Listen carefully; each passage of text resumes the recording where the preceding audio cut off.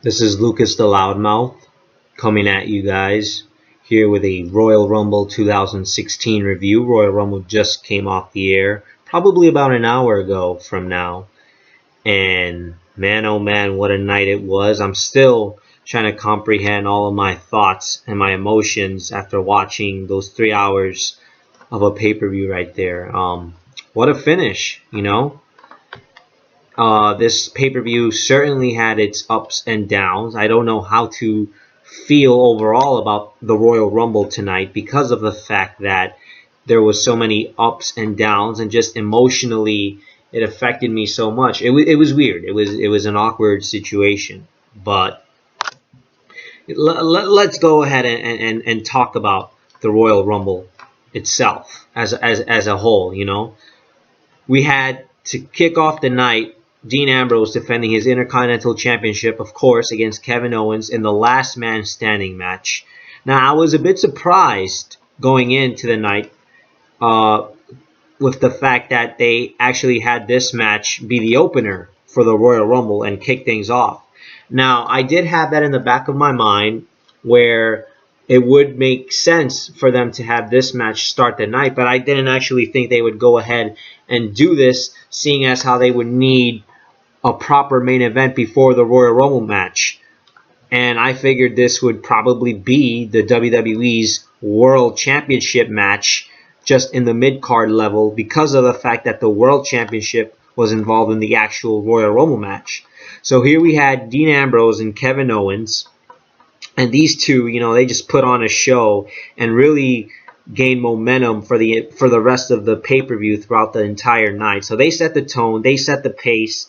The crowd was immediately into it. We were all into it, watching at home as well. So I was perfectly fine with this match being first on the card.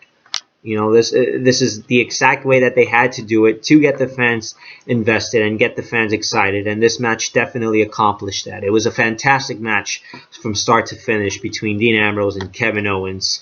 Both guys had their offense in. Both guys looked strong throughout the match. They both had high points in the match, which is good to see. You know, not one man was built to be buried. They both got the upper hand at one point during the match, so that was solid to see. You know, men were put through tables. Dean Ambrose won this match by flipping Kevin Owens through a table, and that ultimately sealed the deal and cost Kevin Owens to stay down for 10 seconds, and Dean Ambrose was able to walk out of Royal Rumble still the Intercontinental Champion. So this was a solid match opener. Nothing really bad to say about this. Other than the fact that, yeah, I expected this match to probably be right before the Royal Rumble match itself and be the second to last match, because after that, it's like, what else could you possibly look forward to now that you gave away Ambrose and Owens as the first match of the night? But everyone knew going in that this was going to be a show stealer, and it had potential to take all the attention away from the Royal Rumble match, and it kind of did. But it was overall entertaining, and I expected nothing less. This was a good match. I am surprised with the result, though.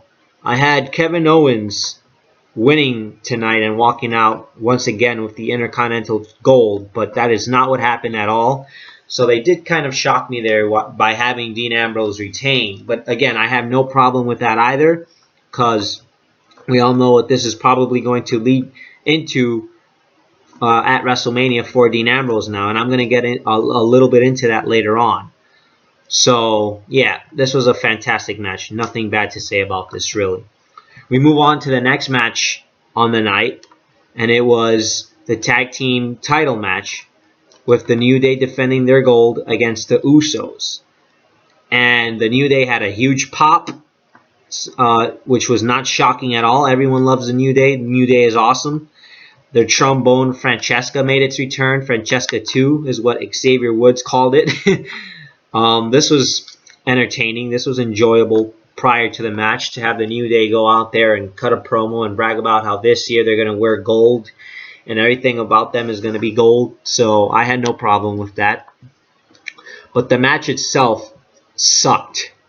And I'm sorry to say that, but it legitimately sucked, because I don't think anyone cared for the Usos. And not to bash the New Day here, but I think them facing the Usos kind of affected the importance and the value of this match. No one seemed to care that the New Day were facing the Usos because the result was obvious.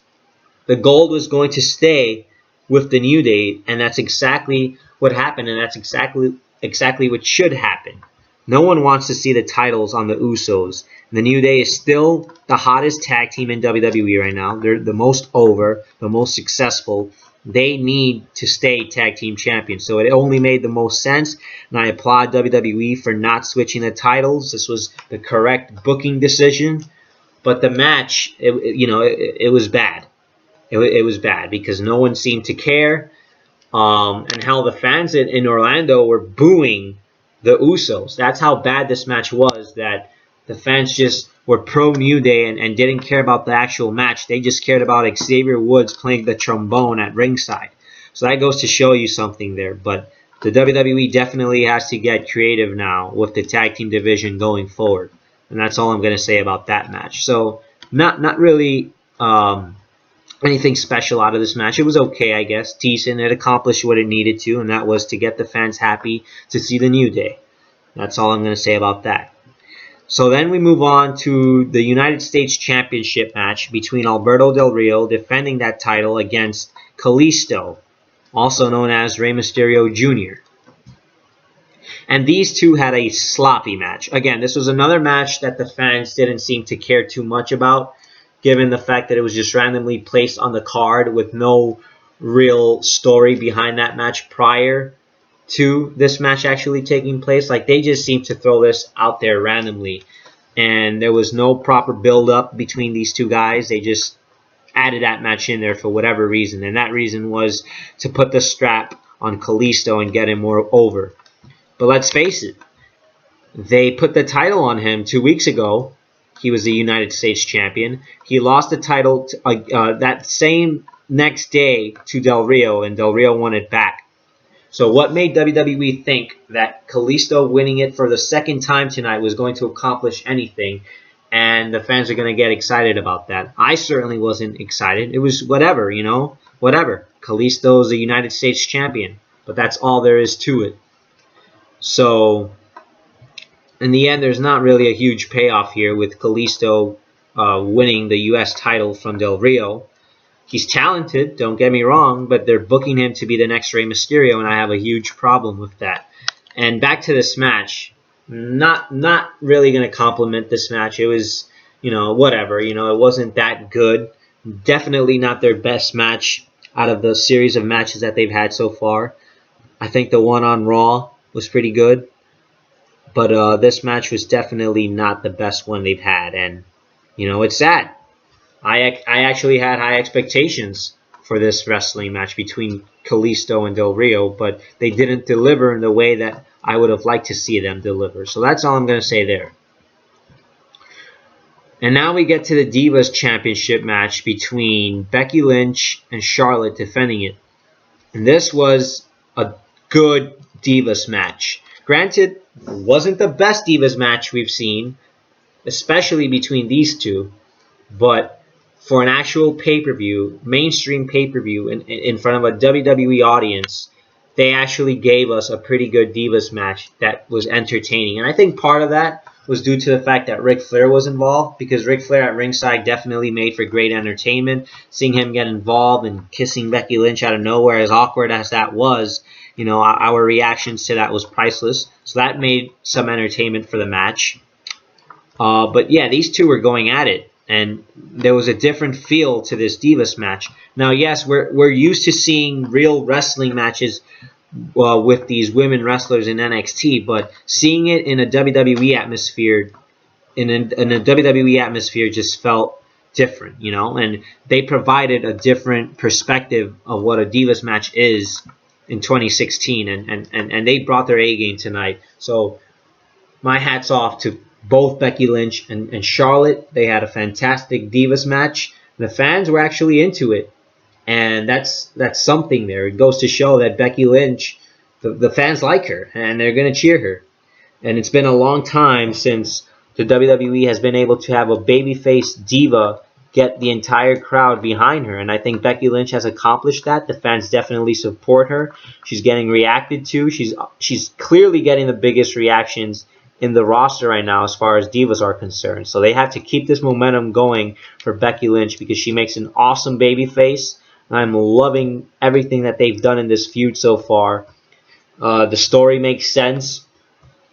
Becky Lynch, the best diva right now on that roster due to the fact that she's over with the fans and she knows how to get momentum for herself going forward. And I think that also has to do with WWE and the way they booked her. But yes, this was a good match. Charlotte retained, of course, via shenanigans with Ric Flair distracting Becky Lynch. I had no problem with that because I know that they're going to continue this story and it's going to lead for a bigger picture at WrestleMania. So this was obviously the right thing to do here, was to have Charlotte walk out and still be the Divas champion. Smart booking. You don't want to give away this moment with Becky Lynch winning the title yet. And I know the fans wanted to see that happen tonight. I want to see it happen. But the anticipation heading into WrestleMania will be better. So just give it time. But now, after the match, if you thought that was all, Sasha Banks made an appearance, and I actually called this because I was discussing with my friends a few days ago, and we were just laying out random predictions for the Royal Rumble. And one of the predictions I had was that either Sasha Banks or Paige were going to get involved somehow after Charlotte retained, and they were going to make an appearance and probably kick her ass. And the reason I said that was because it only made sense that if they were now going to throw in Becky Lynch into this feud in the Divas Revolution, it only made sense for Paige to come back and try to get some revenge on Charlotte, or it made sense for now Sasha Banks to get thrown into the picture, because obviously with the fact that they're throwing in all these NXT Divas to feud with each other now, Becky Lynch and Charlotte, it only made sense to throw in Sasha Banks, and that's what they did. And this is going to lead to a triple threat match at WrestleMania, so the fans should just sit back and enjoy the ride because this is going to be awesome. I don't know if they'll throw in Paige, but we'll see. But Sasha Banks appearing at the Royal Rumble made for great television. The fans went nuts. I went nuts. I mean, when was the last time people cared this much about anything involving the Divas? This is a game changer right here. Sasha Banks got a pop that an average male wrestler in WWE could not get.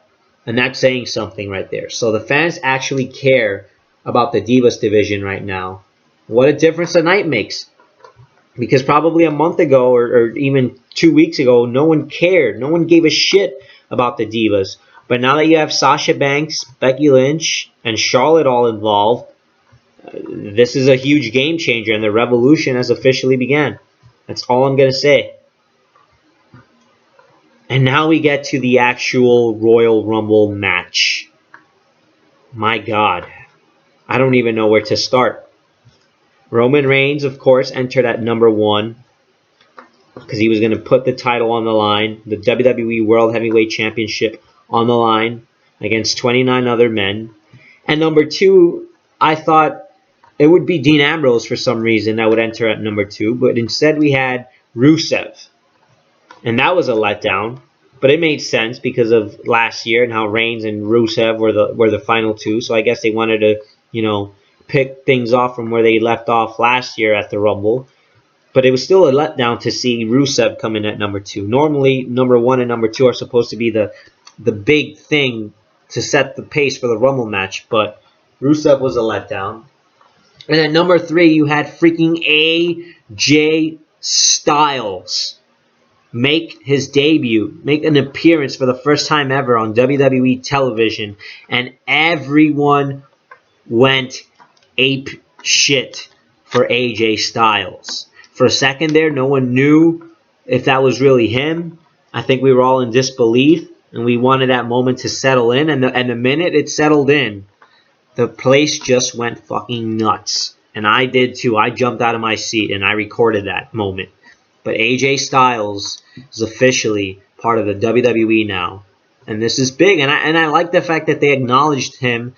And they brought up the fact how this was being a rumor for the entire week. And they brought They brought in, they mentioned his backstory and how he's an international sensation around the world, and he's wrestled all over the world. I like the fact that they acknowledged that.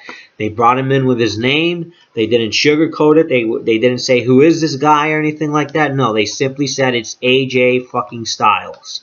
And I like the fact that they did that. AJ Styles was in the Rumble for quite a long time, and he had a good performance. Granted, he was getting his ass kicked a lot, but he also had his spots and his moments to make him shine. And the fans chanted AJ Styles throughout different points in the Rumble match. So it was good to see him lasting there for a long time. And I'm glad they didn't toss him over right away how they did to Daniel Bryan last year, because I think that's what pissed off a lot of people last year. But no, this year they had AJ Styles actually, do a few things and have the fans mark out for him for a while before eventually eliminating him. And of course, it was Kevin Owens that eliminated AJ Styles. So I don't know if that'll set up a feud between those two, but yeah. Who knows where AJ Styles goes from here, and will he even be on the main roster tomorrow night on Raw? Because that's still a question in the air. Like, I know we saw AJ Styles in the Rumble, but is he in the WWE main roster, or are they going to send him to NXT? So we don't know these things yet, so I guess we'll find out. But it was just good to see AJ Styles, and this Rumble match alone, with the appearance of AJ Styles, already made for an amazing night. And by far, it already puts this Royal Rumble match as one of the best ever, given the fact that AJ Styles showed up. I was more surprised to see him enter at number 3, because normally they keep these surprise entrants for later on, like at number 20 or something. So I think that's what made it more epic and more fun to see him come in at number 3, a number that no one expected him to come in at. And it seems like that's been the magic number for surprise entrants the last few years, because Bubba Ray last year entered at number 3 as a surprise as well. So, but yeah, holy shit, AJ Styles. There was a point in this Rumble match where the League of Nations, after Rusev was eliminated by Roman Reigns, I believe, the League of Nations just came out of nowhere with Vince McMahon. They took out Roman Reigns. They didn't eliminate him, but they basically kicked his ass, and he went over he went under the first rope, and they just beat his ass at ringside.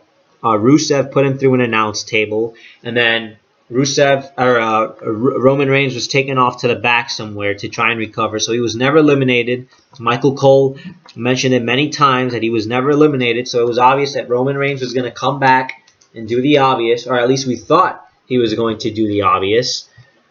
But with all of that said, you still had some decent and epic and awesome moments in this Royal Rumble match. You had Sami Zayn debut and make an appearance, and he resumed his feud with Kevin Owens. You had Chris Jericho, and he had a decent outing as well. Chris Jericho did. R-Truth brought in a ladder, thinking this was a damn ladder match. That had me rolling, and that was fucking hilarious. I was just laughing my ass off at that. Only for him to be eliminated by Kane, but I was kind of disappointed. We should have had Kane just take down the ladder with R-Truth, as opposed to taking R-Truth down from the ladder and then eliminating him. That made no sense. But that was funny. I'm glad they threw that little bit in there. Dean Ambrose lasted for a long time, and I was actually surprised to see both Ambrose and Owens in the Rumble match, because you'd figure probably only the winner was going to be in the Rumble match, due to the stipulation of last man standing and them having to sell the fact that this was kayfabe and one of them was legitimately hurt. But no, you had both of them in the Rumble, Kevin Owens and Dean Ambrose, which I wasn't too mad about, because you needed the talent to be in this Rumble match. You needed credible guys to be in this Rumble match, and they're both credible. They're both credible. But the one part that did irk me about the Royal Rumble match was when, you had Brock Lesnar come in, and he arrived after the Wyatts cleared the house, and they were basically dominating the Royal Rumble match for a while there. And he eliminates the Wyatts, but the way it was executed was poorly, because Lesnar was supposed to have a bigger outing, a bigger dominating performance, and I just didn't get that impression from him tonight. he just eliminated them like it was nothing, and it felt flat. Like no one got behind the fact that he just threw them out like nothing. And Lesnar should have eliminated Braun Strowman as a big deal, but it didn't come off as a big deal. He just, threw him over. Maybe an F5. Eliminating Braun Strowman would have been a bigger moment, but no, they didn't do any of that. It was just simple eliminations done to Harper, Rowan, and Strowman. And no one seemed to care the way Lesnar eliminated them. I was very disappointed with how WWE handled Brock Lesnar in the Royal Rumble match because people had such high expectations for this guy, and he was going to bring Suplex City to the Rumble. It certainly did not feel that way. Lesnar did not really take over the Rumble match. He did not invade the Rumble match the way people thought he would. And they definitely should have had him in the Final Four. They should have had him be involved in the Rumble match longer. And if you were going to eliminate him, you do it the right way. You don't have the Wyatt family, the entire Wyatt family, eliminate Lesnar after they were already eliminated by him. That just didn't make any sense. I was very pissed off about that. And that execution was poorly done as well. I'm perfectly fine with Lesnar not winning the Rumble and the Wyatts eliminating him. But if you were going to eliminate Brock Lesnar, do it the proper way, which is having Lesnar not eliminate the Wyatts at all. And then when Bray Wyatt enters the ring, you do that thing where they all gang up on him and then they eliminate Brock Lesnar together as they're still in the Rumble match. And then you could probably have Lesnar, go apeshit and suplex each and every single one of them and just kick their ass and then leave the Rumble match. But no, they didn't do that. And even after Lesnar was eliminated the way he was, he didn't go after them. He didn't go after any of them. And Bray Wyatt was still in the Rumble match, and he didn't even go after Bray Wyatt and kicked his ass. He just kind of walked away. And that's not Brock Lesnar-like. That's not the Brock Lesnar we're accustomed to seeing. The Brock Lesnar that we're accustomed to seeing would normally kick somebody's ass after they humiliated him. And he holds grudges. He did not hold a grudge in this case. But I'm probably going overboard with this because we all know there's going to be a follow-up on Raw. But I seriously did not like the way they handled Brock Lesnar in this Rumble. He needed to have a bigger performance to add more entertainment to this Rumble match, but it just kind of fell flat with him tonight. And it seemed like it was a little bit rushed, too. So now we get to the point of the match where Roman Reigns came back out of nowhere as Sheamus was entering. I believe it was at number 28 or 29. I can't remember. But Sheamus came in, and before he could even get into the ring, Roman Reigns just comes back out of nowhere, and Superman punches him. He takes out the entire League of Nations, and the fans are automatically booing Roman Reigns because everyone thinks he's going to pull off the Superman thing and overcome all odds, and he's going to retain the title. And people were like, oh, here we go again. It's the obvious once again. But then Triple H entered at number 30, and Triple H was instantly the savior of the night, at least for the fans that were there in attendance, because they marked out for Triple H, which I have a problem with, because we all know that not every single person in that damn arena is a fan of Triple H. Like, the only reason they cheered for the guy was because they wanted anyone but Roman to win the Rumble. And at this point, they knew that Triple H was the only man capable of eliminating Roman Reigns and winning the actual Royal Rumble match. So they got behind Triple H. And granted, he's a part-timer. He's one half of the principal owners of WWE. And here they are cheering this guy. Yeah, so much for new talent, right? But, yeah, Triple H eliminated Roman Reigns, which was a moment of disbelief. And then the final two came down to Dean Ambrose, who eliminated Chris Jericho, by the way. I forgot to point that out. But Ambrose eliminated Jericho, who was also involved in like the last five or the final five standing. So Jericho was eliminated pretty late in the Rumble by Ambrose. And that's probably going to set up a feud between both of those guys. I'm calling it right now. Chris Jericho is going to turn heel, and he should turn heel in a feud against Dean Ambrose for WrestleMania. But back to this whole thing here with Triple H. So he eliminates Roman Reigns, and the final two are Ambrose and Triple H. And I love the way they did this because they actually sold me on the fact for a second there that Ambrose was actually capable of winning the Rumble match, and I got behind Ambrose instantly. Like, I forgot he was even Intercontinental Champion. All of that didn't matter to me at that moment. All I cared about was seeing Ambrose trying to get retribution for his best friend who just got eliminated by the evil boss, and not just retribution for his best friend, but also for himself to win the Rumble match and become the champion.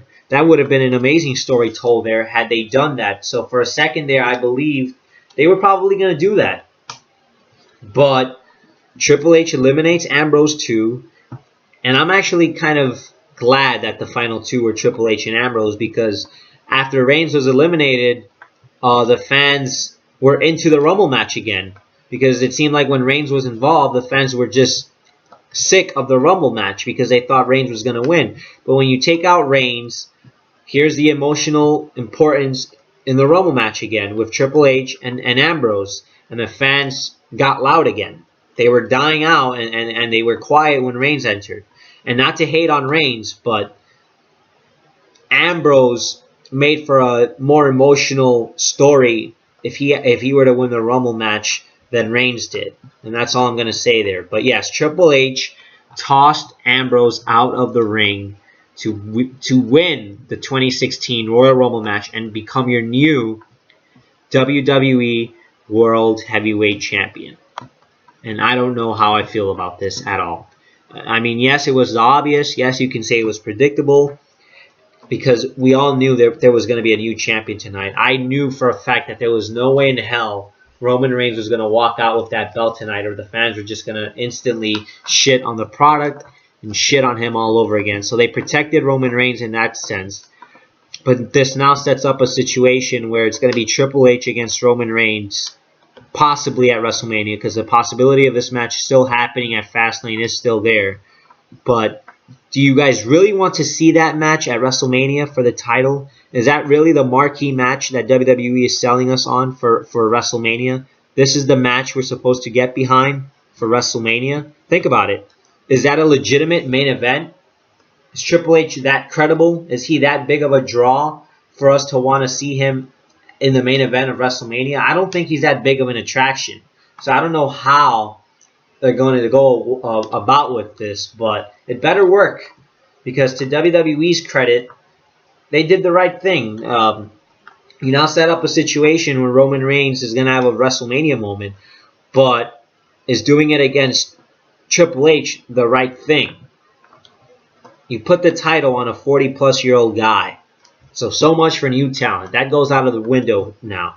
But I don't know, because we've kind of already seen Triple H and Reigns anyway from 2 years ago with the whole Shield and Evolution thing.